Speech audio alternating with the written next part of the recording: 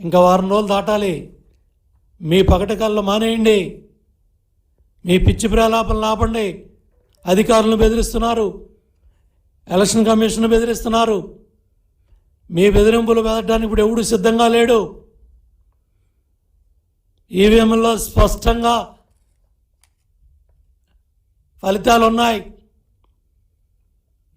కాబట్టి ఈ పిచ్చి ఆలోచనలు, పిచ్చి ఆరోపణలు అన్నీ ఖండిస్తూ ఉన్నాం. అట్లాగే పిన్నెల్లి రామకృష్ణారెడ్డి మీద కూడా చాలా సచ్చీలుడని, ఎటువంటి గొడవలకి వెళ్ళడని మాట్లాడుతూ ఉన్నాడు సజ్జలాడు. మరి చంద్రయ్య గారి పేక్కోసింది ఎవరో? ఆ మాచర్ల నియోజకవర్గంలో జరిగిన ఈ హత్యలు కానీ, దుర్మార్గాలు కానీ, దోపిడీ కానీ, చిన్న బాటిల్ లిక్కర్ సీసా మీద కూడా 60 రూపాయలు దోపిడీ. అదేవిధంగా గ్రానైట్ లారీల మీద వేల రూపాయల దోపిడీ, ఒక్కొక్క లారీ మీద 6,000, 12,000 దోపిడీ. వ్యవస్థలన్నీ కూడా భ్రష్టు పట్టించి, ఏ విధంగా ఒకప్పుడు ఎక్కడో బయట ప్రాంతాల్లో బీహార్లో వినేవాళ్ళం, అటువంటిది వాళ్ళ మాచర్లో మీ వైసీపీ ప్రభుత్వ అధికార దానికి వ్యవస్థల్ని భ్రష్టు పట్టించి ఎట్లా నాశనం చేశారో మాచర్లో ఒక సజీవ తార్కాణం. ఇదొక ఉదాహరణ. ఇదే చాలా ప్రాంతాల్లో చేశారు. వీటన్నిటికి కూడా జగన్మోహన్ రెడ్డి వాళ్ళ నాయకులు సమాధానం చెప్పాలి. మీరు ఎక్కడ ఏ కలుగుల్లో ఉన్నా బయటికి లాక్కొస్తాం, అన్నిటికీ మూల్యం చెల్లించుకోవాలి. చాలామంది ఎమ్మెల్యేలు, మంత్రులు వీసాలు, పాస్పోర్టులతో బయట దేశాలకు వెళ్ళిపోయారు. పెద్దిరెడ్డి యంత్రాలతో సహా బయట దేశాలకు తరలించేశాడు. మొత్తం దుకాణం అంతా సర్దేస్తున్నారు. మీ కేల్ ఖతం అయిపోయింది, మీ దుకాణం బంద్ అయిపోయింది. అందుకనే ఈరోజు మొత్తం పిచ్చి ప్రలాపనలో బెదిరింపులు, పిచ్చి మాటలన్నీ కూడా మాట్లాడుతున్నారు. కట్టి పెట్టండి. ఇవాళ మీరు అధికారులను బెదిరించో, లేకపోతే ఎలక్షన్ కమిషన్ బెదిరించో, లేకపోతే ఇంకా నాయకుల్ని, అధికారులను బెదిరించాలని పిచ్చి ప్రలాపనలు చేస్తున్నారు. మీ ప్రలాపనలకి, మీ బెదిరింపులకి బెదరటానికి ఎవరూ సిద్ధంగా లేరు. అన్నీ సెట్ అవుతాయి అన్నాయి. సెట్ అవడానికి ఏం లేదు. అసలు అన్నీ సెట్ అయిపోతాయి 4 రోజుల్లో అన్నావు. ఏం సెట్ అయ్యేది ఏం లేదు. ఆల్రెడీ అయిపోయింది. మీ దుకాణం బంద్ అయిపోయింది. ప్రజలు చాలా క్లియర్గా, స్పష్టంగా తీర్పు ఇచ్చారు. ఇవాళ మీరు ఎన్ని ఏడుపులు, శోకాలు పెట్టినా వాస్తవాలను కట్టిపెట్టలేరు. ఈ వాస్తవాలన్నీ కూడా ప్రజల ముందు ఉన్నాయి. మీరు చేసిన అరాచకాలు, మీరు దోపిడీ, మీ దుర్మార్గాలు అన్నిటికి కూడా లెక్క కట్టారు.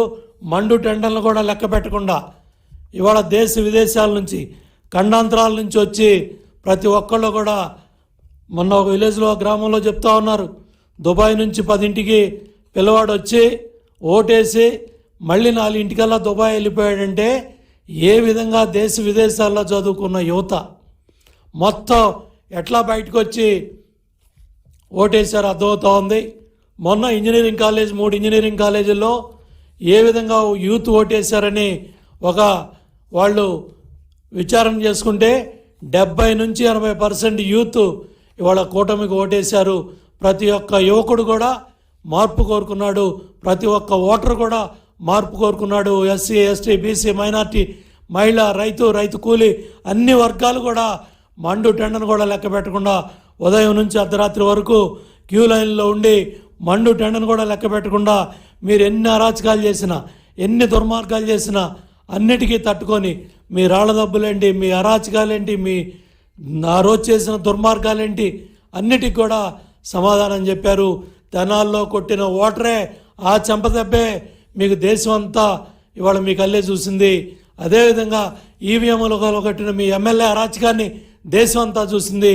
జగన్మోహన్ రెడ్డి అన్న దేశం అంతా మన కళ్ళే చూస్తుందన్నావు. ఆల్రెడీ దేశం అంతా మీ అరాచకాలని, మీ కుట్రల్ని చూశారు. ఇప్పుడు కన్నా కట్టి పెట్టండి, పిచ్చివాగుడు మానేయండి. సజ్జల రామకృష్ణారెడ్డి కూడా భార్గవ్ రెడ్డిని కంట్రోల్ చేసుకో. ఇంకా పిచ్చి ఆలోచనలు, మా ఆరోగ్యాలు బాగోలేవని మా మీద పడి ఏడుస్తా, ఇంకా సోషల్ మీడియాలో పోస్టులు పెట్టి మీ పైచాచిక ఆనందాన్ని, మీ దుర్మార్గాల్ని ఇంకా మీరు బట్టబయలు చేసుకుంటున్నారు. అవన్నీ కూడా కట్టబెట్టండి. రంగనాయకమ్మ గారి మీద పెట్టిన సోషల్ మీడియా పోస్టు దగ్గర నుంచి ప్రతి మహిళ మీద, ప్రతి చెల్లి మీద, ప్రతి తల్లి మీద మీరు పెట్టిన సోషల్ మీడియా పోస్టులు కానీ, ప్రతి కార్యకర్త మీద, నాయకుడి మీద, ప్రజల మీద మీరు చేసిన పైచాచిక దాడులన్నిటికీ కూడా మూల్యం చెల్లించుకోవాలి. చట్టం తన పంతాన్ని చేసుకెళ్తుంది. ఏ కలుగుల్లో ఉన్నా లాక్కొస్తాం, అన్నిటికీ సమాధానం చెప్పిస్తాం. సజ్జల, ఇంకా నీ పిచ్చి ప్రలాపంలో, నీ పిచ్చి మాటలో ఇవన్నీ కూడా కట్టిపెట్టు, అన్నిటికీ సమాధానాలు ఉంటాయి. మేము చేసేది వైల్డ్ ఆరోపణలు కాదు, ఉన్న వాస్తవాలను చెప్తున్నాం.